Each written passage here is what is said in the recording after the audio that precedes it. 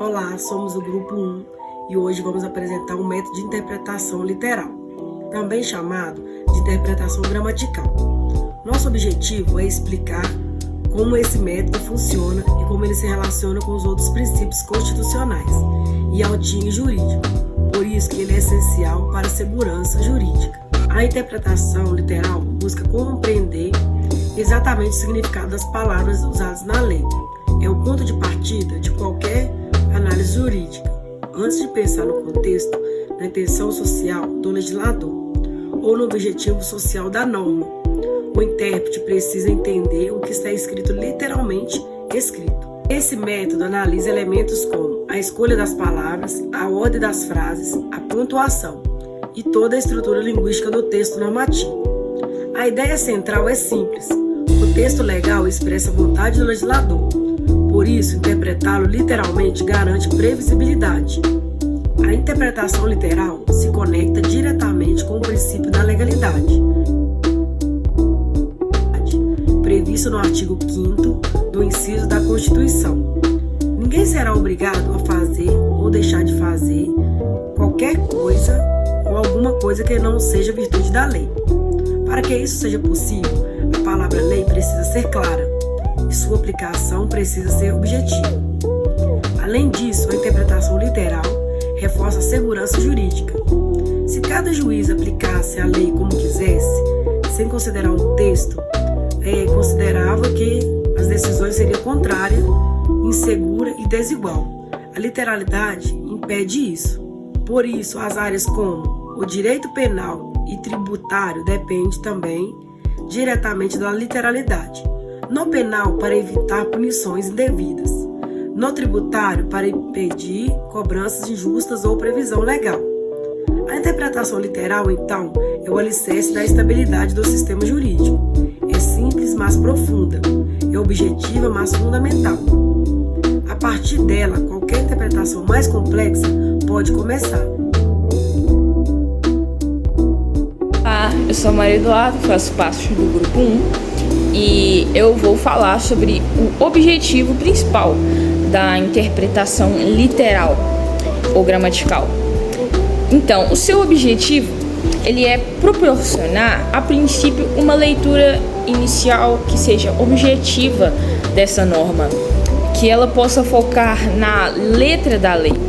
Ela garante que a expressão que o legislador queria utilizar tenha uma leitura fiel e que essa leitura sirva como a base fundamental para qualquer outra análise jurídica. Como que ela se aplica? Bom, essa aplicação ela vai se dividir em 3 etapas e na análise da linguagem. Essas etapas vão ser a análise do vocabulário, a análise sintática e a análise morfológica. Para começar, a análise sintática ela vai observar a estrutura da frase, se ela tem uma pontuação, se uma conexão entre os termos, que ela vai ser crucial para definir o sujeito, o verbo, que é a ação, a conduta, e os complementos, quais são as condições daquela ação para que seja aplicada a norma. Já a análise morfológica, ela vai considerar a forma das palavras, como o tempo verbal, se indicando que essa regra é atual ou se é uma regra futura, o modo, indicando se é um comando, se é uma permissão ou proibição, e inferindo a natureza da regra jurídica.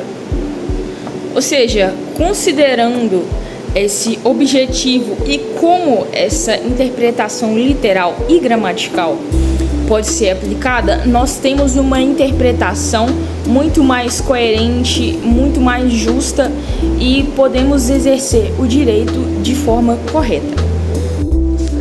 Bom, apesar de ser essencial ter a interpretação literal, ela precisa reconhecer que existem limites na interpretação, porque porque a sociedade ela está em constante evolução e novas tecnologias, novos conflitos têm aparecido, e a linguagem da lei muitas vezes ela não acompanha a velocidade que essas mudanças acontecem. Existem algumas palavras que elas têm um sentido indeterminado, um sentido que não é único para aquela palavra. Então o intérprete ele precisa ir além daquela letra da lei para que ele consiga aplicar ela de forma justa, correta. Também existem leis que elas são antigas e elas precisam ser aplicadas em situações modernas. Exemplos de leis criadas antes da internet e hoje elas são adaptadas para o meio digital que nós vivemos, esse meio automatizado. Por exemplo, a lei de certificação de autenticação de documentos, que hoje também pode ser aplicada para documentos, e-mails, né, que são enviados de forma autêntica. E nesse ponto de interpretação, de aplicação para as nossas situações atuais, que entra o thinking jurídico. É o pensamento jurídico contemporâneo que entende o jurista como um designer, alguém que soluciona e que não apenas interpreta, porque interpretar não é só ler, mas também compreender o problema, o contexto e os impactos daquela decisão. Então, para interpretar, precisa de empatia.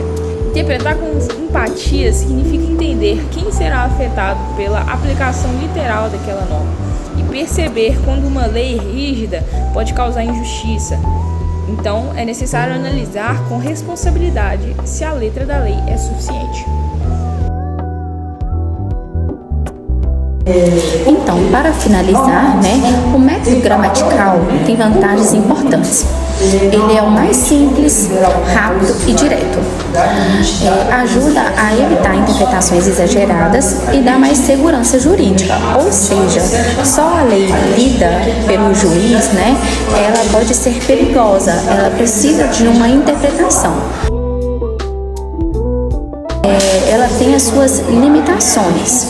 Ele nem sempre mostra o sentido completo da lei e sozinho pode levar a erros e injustiças, como eu informei anteriormente, só lido pelo condutor, o aplicador da lei, o juiz, ele pode ser perigoso e por isso ele precisa se complementar, para que não seja injusto, certo? Por isso a conclusão é clara. O método gramatical é o primeiro passo e indispensável, mas não pode ser usado sozinho, como informei anteriormente, Ele precisa ser complementado, ser interpretado. A interpretação só fica completa e justa quando a gente junta os outros métodos. O lógico, o sistemático, o histórico e o teológico, dependendo da época em que estamos vivendo. A mesma interpretação de 1989 não é a mesma interpretação de 2025, certo?